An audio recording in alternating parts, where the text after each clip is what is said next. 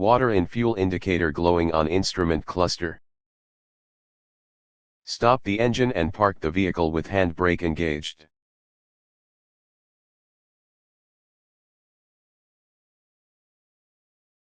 Disconnect the connector by pressing the lock and pulling it gently.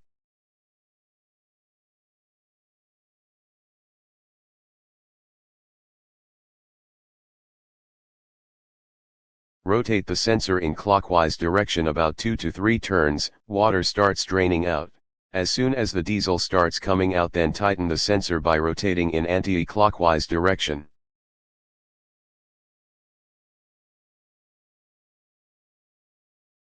Fix the connector by simply pushing it properly. Now start the vehicle. If it doesn't start, then follow the priming procedure. Rotate the hand priming pump in anti-clockwise direction, plunger comes out. Using hand priming pump, pump the plunger till it becomes hard.